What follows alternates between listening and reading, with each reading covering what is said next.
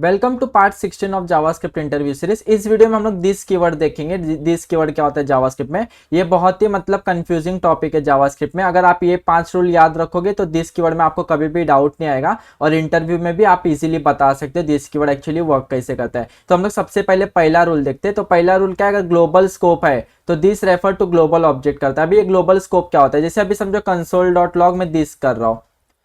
अगर हम लोग दिस ट्राई करें एक्सेस करने का कोई भी फंक्शन, और बोलते हैं ना फंक्शन में ब्लॉक ये सब के बाहर ट्राई करेंगे एक्सेस करने का, तो वो ग्लोबल ऑब्जेक्ट को पॉइंट करता है। अभी ग्लोबल ऑब्जेक्ट मतलब क्या होता है, अगर ब्राउजर में, जैसे अभी ये ब्राउजर में, तो ये विंडो को पॉइंट करेगा। अगर मैं नोड जीएस में, अगर मैं यहाँ अगर मैं आके ऐसा करता हूँ ना, अगर मैं टर्मिनल न्यू ओपन करता हूँ और यहाँ मैं नोड इंडेक्स डॉट जीएस करता हूँ, सो ये केस में देखो ये एम्प्टी ब्रैकेट पॉइंट करेगा, क्योंकि ये दिस कीवर्ड मतलब डिपेंड करता है हम लोग कहाँ एक्सेस करने का ट्राई करें। अगर ग्लोबल स्कोप में रहोगे तो दिस रेफर करेगा ग्लोबल ऑब्जेक्ट को। जैसे अभी मैं ये फंक्शन के भी बाहर हूँ और कोई ब्लॉक के भी बाहर हूँ, मतलब ये मैं ग्लोबल स्कोप में दिस को ट्राई कर रहा हूँ रेफर करने का। तो एक केस में अभी सिंस ये ब्राउजर है, अगर मैं इसको रिफ्रेश कर दूंगा तो देखोगे ना, तो ये मेरे विंडोज को पॉइंट करता है। ब्राउजर में विंडो को पॉइंट करेगा और जो हमारा नोड में ग्लोबल जीएस को पॉइंट करता है, जो कि हमारा नोड के केस में ये होता है करली एम्प्टी ब्रैकेट होगा। मतलब ये पहला रूल हो जाता है। अगर कभी भी आप दिस कीवर्ड अगर कोई भी फंक्शन या फिर ब्लॉक के बाहर ट्राई करोगे एक्सेस करने का, तो ग्लोबल ऑब्जेक्ट को पॉइंट करेगा। अब सेकंड होता है रेगुलर फंक्शन में कि दिस कैसा बिहेव करता है।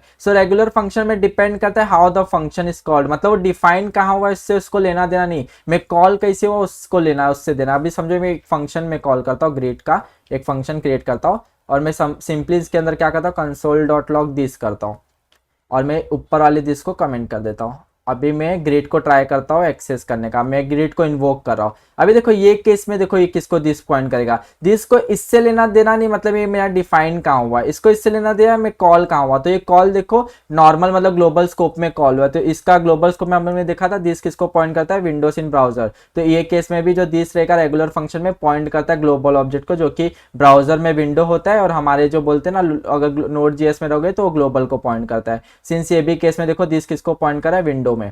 तो अगर कोई भी आपको पूछेगा रेगुलर फंक्शन में दिस किसको पॉइंट करता है, तो सबसे पहले आपको ये बताना है अगर रेगुलर फंक्शन है और हम लोग दिस का ट्राई करें तो दिस हमेशा ग्लोबल ऑब्जेक्ट को पॉइंट कर देगा, मतलब जो विंडो इन ब्राउजर होगा और ग्लोबल इन नोड जीएस। तो ये हमारा सेकंड डिफरेंस हो जाता है नॉर्मल फंक्शन रेगुलर फंक्शन के केस में।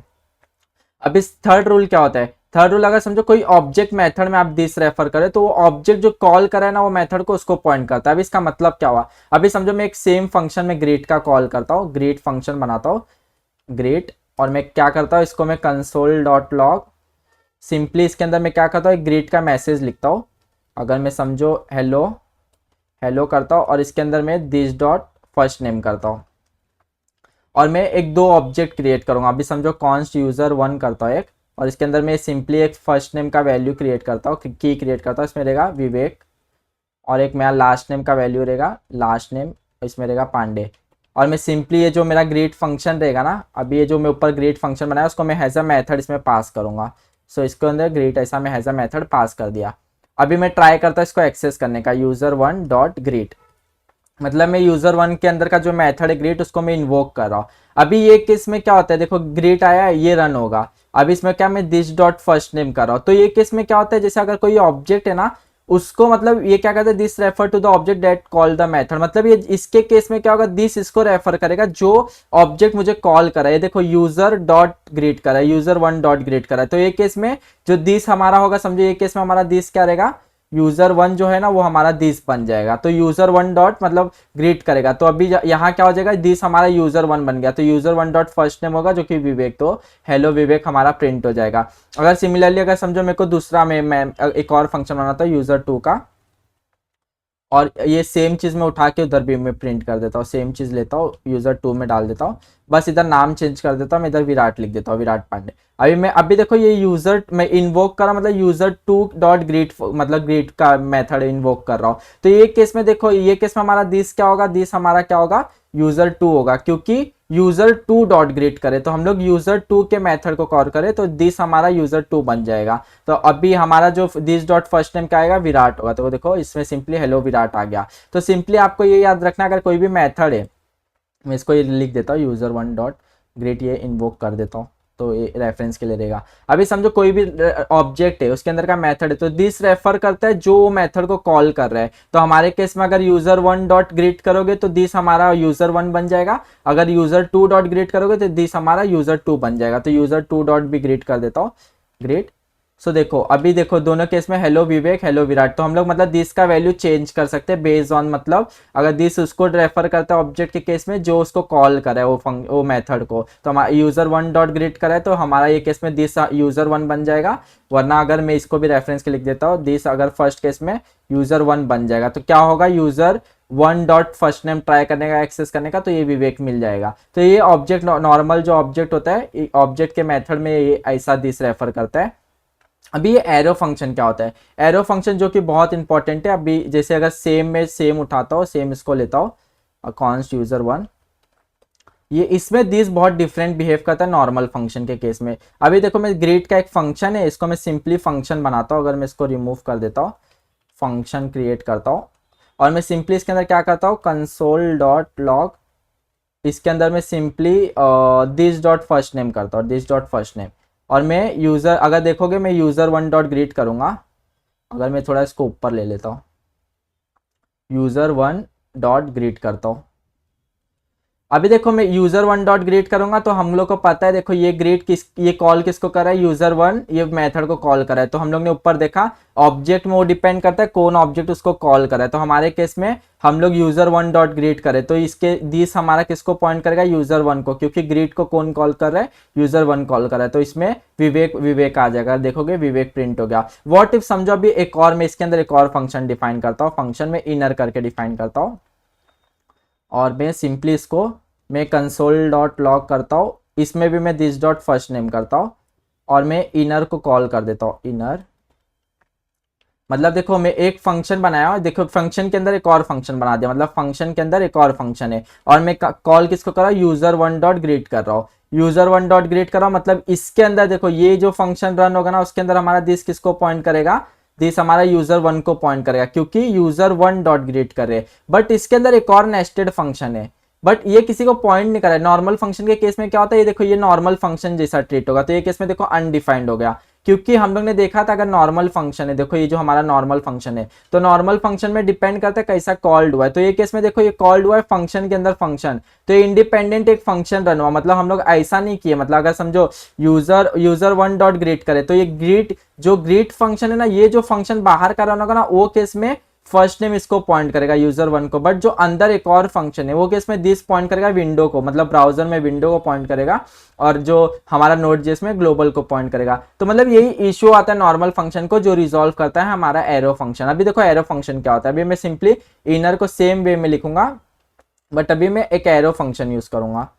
अभी मैं कंसोल डॉट लॉग सेम करूंगा, console dot log this dot first name. अभी देखोगे तो दोनों में विवेक मिल गया। अभी आप सोचोगे कि वो नॉर्मल फंक्शन में विवेक नहीं आया बट ये फंक्शन में कैसे विवेक आ गया, तो यही मतलब एरो फंक्शन का काम होता है। एरो फंक्शन में दिस बहुत डिफरेंटली बिहेव करता है। देखो एरो फंक्शन में क्या है, does not have its own this, it use from its parent, मतलब इसका खुद का कोई दिस नहीं होता है। अभी समझो ये केस में क्या होता है, अभी मैं यूजर वन डॉट ग्रीट कर रहा हूँ, हाँ, तो ये जो फंक्शन है ना इसके अंदर हमारा दिस किसको पॉइंट करेगा, यूजर वन को, क्योंकि यूजर वन इसको कॉल कर रहा है ये फंक्शन को। इसके अंदर इनसाइड एक और फंक्शन है जो ये ऑटो इन्वोक हो रहा है। तो जो एरो फंक्शन होता है ना उसका सेल्फ दिस नहीं होता है, इसका खुद का दिस नहीं होता है। मतलब इसको जो भी इसका पेरेंट होगा, जैसे हमारे केस में इसका पेरेंट का है ग्रीट, तो इसका जो दिस होगा ना, जैसे अभी देखो इसका सिनेरियो क्या होता है, थोड़ा कंफ्यूजिंग लगेगा बट अभी देखो मतलब हमारा ग्रीट किसको पॉइंट कर रहा है, अभी मैं इसको मैं एक एग्जांपल के साथ देता हूँ। ग्रीट हमारा किसको पॉइंट कर रहा है, यूजर वन को। अभी मतलब हमारा ग्रीट में जो भी रहेगा उसका दिस किसको पॉइंट करेगा, यूजर वन को। अभी इसके अंदर देखो, इसके अंदर हमारा एक इनर फंक्शन है और इसमें क्या है, एरो फंक्शन का खुद का दिस नहीं होता है, जो भी उसका पेरेंट का दिस होगा, जैसे ग्रीट का दिस क्या है, ग्रीट का दिस हमारा क्या है, यूजर वन है, तो जो भी पेरेंट का दिस है, जो भी ग्रीट का दिस है वही हमारा इसका दिस बन जाएगा, क्या नाम है, इनर फंक्शन का दिस बन जाएगा। तो यही मतलब एरो फंक्शन का होता है, जो भी उसके पेरेंट का दिस होगा ना उसको खुद का दिस नहीं होता है, वो पेरेंट का जो भी दिस होगा लेक्सिकल स्कोपिंग का वो उसके दिस को ले लेगा। तो हमारे केस में ग्रीट का दिस क्या है, यूजर वन, तो ये जो इनर फंक्शन होगा उसका भी दिस क्या बन जाएगा, यूजर वन। तो ये एक डिफरेंस होता है जो कि माइट भी थोड़ा कंफ्यूजिंग लगेगा बट जैसे आप चीजें करोगे ना तो ये मतलब ये एक इशू रिजॉल्व करता है। अभी देखो ये नेक्स्ट फंक्शन के अंदर में फंक्शन रखता तो मतलब वो दिस किसको पॉइंट करता, एक रेगुलर फंक्शन जैसा काम करता, तो विंडोज को पॉइंट करता। जैसे अभी सेम अगर यही एरो फंक्शन है तो एरो फंक्शन का खुद का दिस नहीं होता है, तो ये केस में जैसे ये फंक्शन है तो इसका खुद का दिस नहीं है, तो ये इसके पेरेंट में जाएगा, ग्रीट का चेक करेगा कि ये इसके दिस, ये दिस किसको पॉइंट करेगा। अगर मैं कंसोल डॉट लॉग इसके अंदर में दिस कर देता हूँ, कंसोल डॉट लॉग दिस, और मैं इसको कमेंट कर देता हूँ। अभी देखो ये मेरा देखो पेरेंट मतलब ये हमारा यूजर जो यूजर वन है ना, तो इसको पॉइंट कर रहा है ग्रीट, ग्रीट हमारा मतलब हमारा दिस ग्रीट के अंदर किसको, यूजर वन को पॉइंट कर रहा है। सिंस हमारा एरो फंक्शन में क्या होता है, एरो फंक्शन में बस आपको इतना याद रखना है, अगर एरो फंक्शन यूज करे तो उसका खुद का दिस नहीं होता है, वो जो भी इसका पेरेंट रहेगा लेक्सिकल, जो भी it use from its parent lexical scope, जो भी इसका पेरेंट का स्कोप का दिस रहेगा, जैसे हमारे केस में ग्रीट का दिस क्या है, यूजर वन, तो यही इनर का भी यूजर वन हो जाएगा। तो हम लोग दिस डॉट फर्स्ट नेम करेंगे तो ये क्या होगा, user one dot first name ऐसा होगा, तो उसको फर्स्ट नेम विवेक मिल जाएगा, जो कि ये देखो विवेक मिल गया। तो यही एरो फंक्शन होता है। एक वीडियो हम लोग देखेंगे normal function versus arrow function, जिसमें और बेटर क्लियरिटी मिलेगा। इसमें बस आपको इतना याद रखना है, अगर एरो फंक्शन है तो उसका खुद का दिस नहीं होता है, वो पेरेंट के दिस को लेगा, तो आपको इतना चीज याद रखना है। तो ये फोर्थ रूल हो गया। अभी हमारा फिफ्थ रूल क्या है, अगर इनसाइड एक कंस्ट्रक्टर है, हम लोग समझो एक मैं फंक्शन बनाता हूँ, फंक्शन में ग्रीट का बनाता हूँ, इसके अंदर नेम लेता हूँ और मैं एज ले लेता हूँ। अभी मैं ग्रीट का फंक्शन बनाया, मैं सिंपली क्या करूंगा, दिस डॉट नेम करता हूँ और इसमें नेम प्रिंट कर देता हूँ, और मैं दिस डॉट एज करता हूँ और इसमें सिंपली मैं एज ले लेता हूँ। अभी देखो अभी मैं क्या, ये मैं कंस्ट्रक्चर जैसा बना रहा हूँ। अभी मैं समझो कॉन्स्ट P1 करता हूँ, अभी मैं न्यू ग्रीट करता हूँ, न्यू ग्रीट, और सिंपली मैं इसमें नेम पास करता हूँ विवेक और एज पास करता हूँ 13।